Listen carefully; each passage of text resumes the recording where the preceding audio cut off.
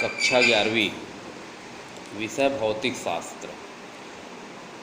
यहाँ पर हम पढ़ते हैं विमाओं के बारे में। तो सबसे पहले विमाएँ क्या होती है?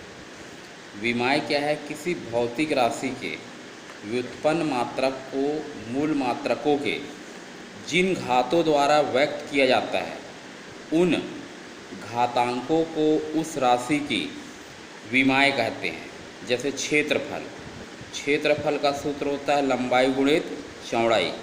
चौड़ाई भी एक प्रकार की लंबाई है, जो सकरा वाला भाग होता है उसको हम चौड़ाई बोलते हैं। तो लंबाई और लंबाई का जब गुणा करेंगे ये हो जाएगा लंबाई स्क्वायर। इसका मतलब क्षेत्रफल की विमा जो है ये लंबाई में 2 है। ऐसे ही दूसरा नंबर देखिए, चाल। चाल बराबर होता है दूरी बटे समय। दूरी जो है एक प्रकार की लंबाई है, समय वैसी है। इस समय को ऊपर करते हैं तो समय की घात हो जाएगा ऋण 1। तो चाल की विमा लंबाई में 1 हो और समय में हुआ यहाँ पर ऋण 1। इसी प्रकार हम पढ़ते हैं विमीय सूत्र या समीकरण। तो विमीय सूत्र या समीकरण क्या होता है? वह सूत्र जो किसी भौतिक राशि के व्युत्पन्न मात्रकों को मूल मात्रकों के उचित घातों के द्वारा व्यक्त करता है, उसको हम बोलते हैं विमीय सूत्र। ठीक है, जो घात होता है वो घात कहलाता है विमीय सूत्र। इसको कैसे दर्शाते हैं विमीय सूत्र को? m की पावर a, l की पावर b, t की power c। a b c यहाँ पर घात है। अलग अलग राशियों के लिए घात यहाँ पर अलग अलग होगा। द्रव्यमान के लिए हम m उपयोग में लाते हैं, लंबाई के लिए l, समय के लिए t उपयोग में लाया जाता है यहाँ पर। ठीक है, यहाँ पर देखिए, जो मात्रक भौतिक राशि में सम्मिलित ना हो उसके घात में 0 लिखना चाहिए। जैसे कुछ एग्जाम्पल बता रहा हूँ। वेग, वेग का सूत्र होता है विस्थापन बटे समय।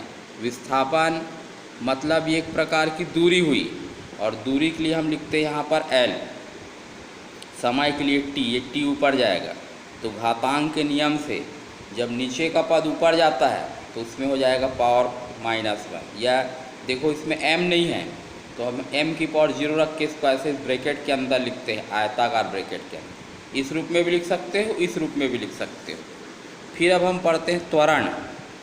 त्वरण का सूत्र होता है वेग बटे समय। ये वेग का हम पहले निकाल चुके हैं, ये देखिए, इसको रख दिए। समय की जगह t, ये ऊपर जाएगा।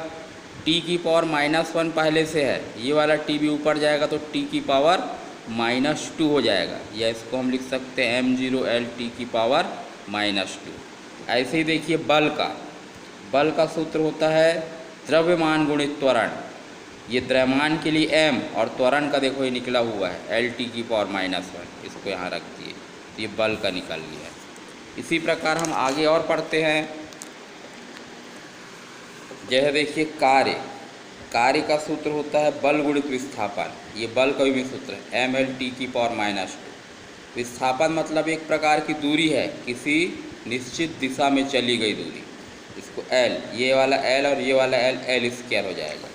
ऐसी देखिए शक्ति, शक्ति का सूत्र होता है कार्य बटे समय। ये कार्य का है, समय t ऊपर जाएगा तो t की पावर -3 हो जाएगा। ऐसी देखिए विकृति, विकृति का सूत्र होता है लंबाई में परिवर्तन बटे प्रारंभिक लंबाई।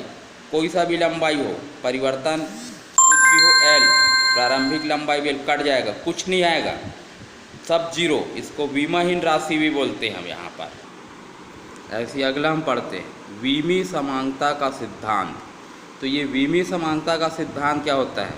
इस सिद्धांत के अनुसार किसी भी शुद्ध भौतिक समीकरण के दोनों पक्षों की विमाएँ सदैव समान होती। कोई भी शुद्ध भौतिक समीकरण है तो उसके दोनों पक्षों की विमाएँ हमेशा समान होती है। फिर यहाँ पर देखिए,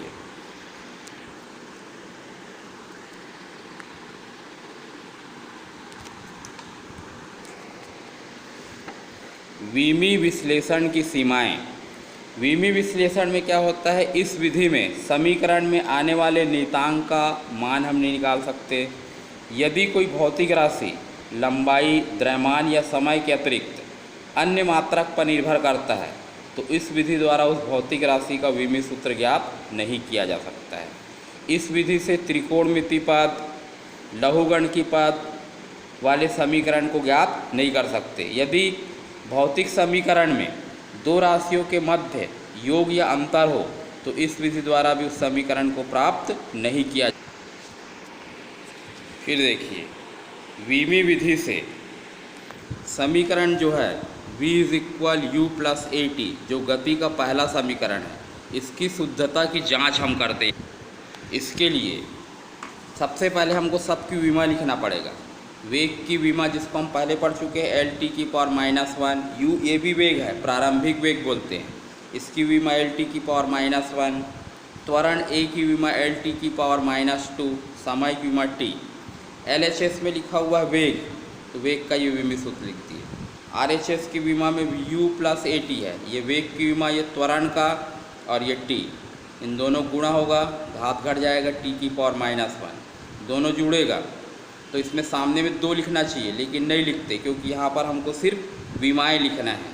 तो इस प्रकार से विमी सूत्र यहाँ पर निकाल सकते हैं। ऐसे ही देखिए, विमी विधि से गति का दूसरा समीकरण है ये, S = ut + ½ at² की शुद्धता की जांच करना है। S विस्थापन है, इसका विमी सूत्र होता है L। u जो है वेग है, इसका Lt⁻⁻1, समय t, त्वरण की विमा। LHS विस्थापन है L, RHS का लिखे यहाँ पर u का, ये t का, फिर ये त्वरण का और ये समय का। इसको सॉल्व करने पर L + L 2L होना चाहिए, लेकिन हम यहाँ पर लिखेंगे सिर्फ L।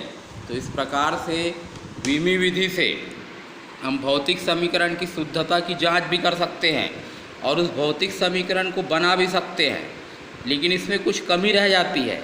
यदि उस समीकरण में कोई नियतांक है तो इस विधि से हम उसका मान ज्ञात नहीं कर सकते हैं। और यदि समीकरण में कोई त्रिकोणमिति